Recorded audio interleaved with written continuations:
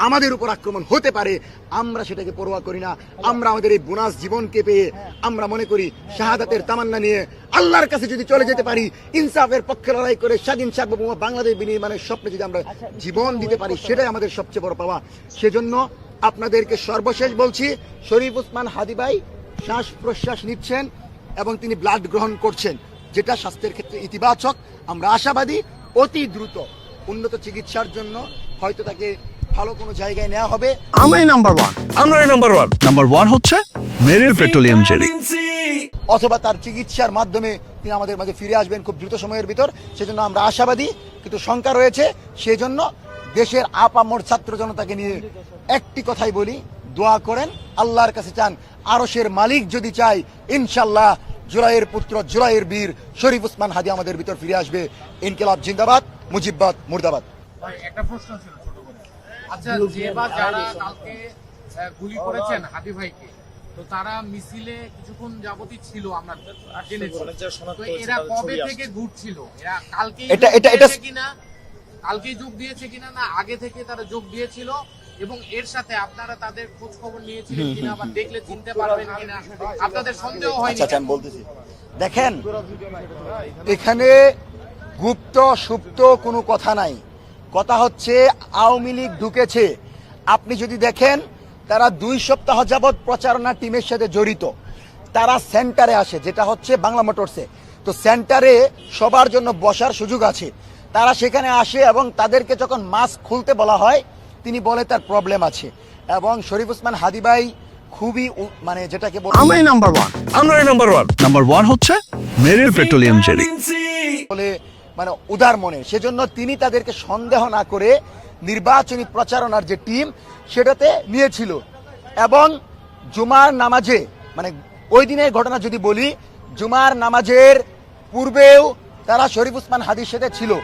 শরীফ ওসমান হাদী যখন জুমার নামাজে প্রবেশ করে, সেই 2 জন ব্যক্তি, অর্থাৎ যিনি কিলিং করেছেন এবং যিনি বাইক চালিয়েছেন, তারা বাহিরে অপেক্ষা করে যে শরীফ ওসমান হাদীর গতিবিধি লক্ষ্য করার জন্য।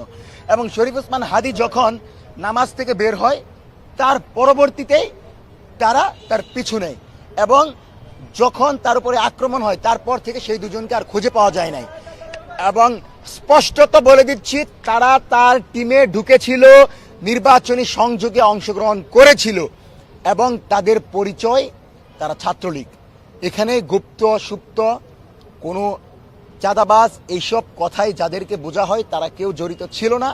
সরাসরি আদাবর থানার ছাত্রলীগের যেই নেতা, সে ফয়সাল, সে জড়িত ছিল। এবং তার সাথে যে ছিল, সেই তথ্যগুলো ইতিমধ্যেই ফরেন্সিক করা হয়েছে মেবি, এবং প্রশাসন জানিয়েছে, যেটা প্রশাসনের পক্ষ থেকে আপনারা পাবেন। এবং তাদেরকে হত্যাকাণ্ডের ব্যাপারে পূর্বে থেকেই সরকারকে অবগত করা হয়েছিল, কিন্তু সে ব্যাপারে সরকার পদক্ষেপ নেয় নাই। সেজন্য ইন্টারিম কোনোভাবে এই দায় এড়াতে পারে না। আমরাই নাম্বার ওয়ান। নাম্বার ওয়ান হচ্ছে মেরিল পেট্রোলিয়াম জেলি।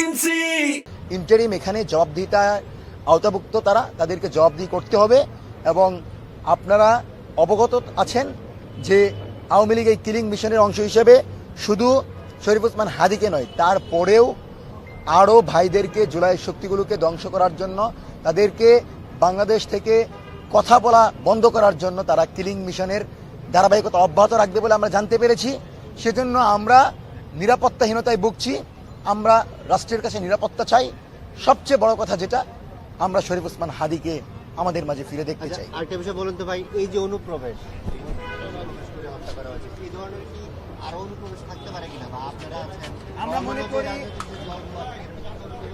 আমরা মনে করি অনুপ্রবেশ ঘটছে। এবং আমরা যখন প্রোগ্রামগুলো করি, আমার মনে হয় আপনাদের পদক্ষেপ কি হবে? আমরা যখন প্রোগ্রামগুলো করি, বহু মানুষ পিছন থেকে আসে। আসলে এদের ব্যাপারে আমাদেরকে সতর্ক থাকতে হবে, যে কাউকে আপন ভাবার নাই। এবং একটা ব্যাপার, জুলাই যোদ্ধা কোনো পরিচয় হতে পারে না।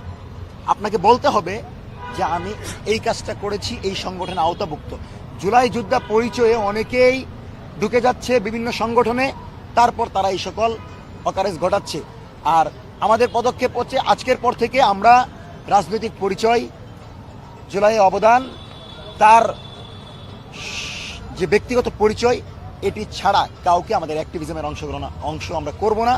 এবং রাজনৈতিক দলগুলোর কাছে অনুরোধ থাকবে, যে কাউকে ব্যানার ধরিয়ে দিবেন না, যেই কাউকে প্রসপেক্টাস ধরিয়ে দিবেন না, নির্বাচনী প্রচারে যে কাউকে নেবেন না। কারণ সেই যদি আপনার ব্যানার পোস্টার হাতে নিয়ে ভুল করে, তাহলে কিন্তু আপনার দলের, আপনার মতের, আপনার অ্যাক্টিভিজমের উপর প্রশ্ন উঠবে। সেজন্য পরিচয় এবং তার রাজনৈতিক ব্যাকগ্রাউন্ড এবং তার জুলাইয়ের যে অংশগ্রহণ, সেটি সম্পূর্ণ প্রমাণ ছাড়া আমরা কাউকে আমাদের সঙ্গী মনে করতে পারছি না। এবং আপনারা যতটুকু জানেন, আমরা নিরাপত্তাহীনতায় ভুগছি, আমরা রাষ্ট্রের কাছে নিরাপত্তা চাই।